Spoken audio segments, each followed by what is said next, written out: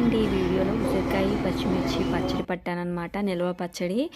కొంచెం ట్రై చేద్దామని చెప్పి కొన్ని కాయలతో అంటే 10, 12 కాయలతోటే పట్టానమాట. వీటిని శుభ్రంగా కడిగి తడంతా ఆరిపోయేలాగా ఆరపెట్టుకొని వీటిని ఈ విధంగా ముక్కలు కట్ చేసుకోవాలన్నమాట. నేను కరెక్ట్గా 12 కాయలతో పెట్టాను.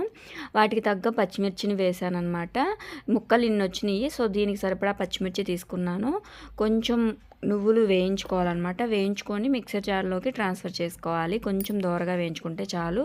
అదే ప్యాన్లో ఆయిల్, వేరుశనగ నూనె వేసానండి. ఇది జస్ట్ ఒక 100 గ్రామ్స్ ఉంటుందేమో అంతేను. ఈ ఆయిల్ హీట్ ఎక్కిన తర్వాత ఈ ఉసిరికాయ ముక్కల్ని కొంచెం వేయించుకోవాలి. కలర్ చేంజ్ అయ్యే వరకు, మరీ డీప్ ఫ్రై చేసుకోకూడదు. కొంచెం వేయించుకొని పక్కకి తీసుకోవాలి. ఈ లోపల ఈ నువ్వుల్ని గ్రైండ్ చేసుకోవాలన్నమాట.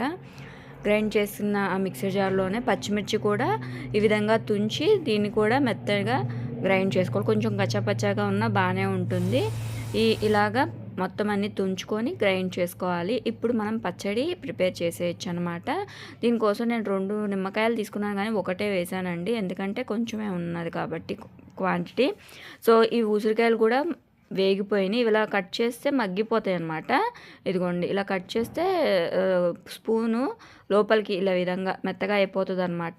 ఆ విధంగా కొంచెం వేయించుకుంటే చాలు. ఇవి తీసి పక్కన పెట్టేసుకొని ఇప్పుడు ఇదే నూనెలోకి మనం గ్రైండ్ చేసుకున్న పచ్చిమిర్చిని వేసి బాగా వేయించుకోవాలి. ఇందులో ఇంకా కారము, ఆవపిండి, మెంతిపిండి ఏం అవసరం లేదు. ఈ నిమ్మకాయ ఒక్కటే వేసాను అనమాట. ఈ పచ్చివాసన పోయే విధంగా మొత్తము కూడా ఈ పచ్చిమిర్చిని వేయించుకోవాలి.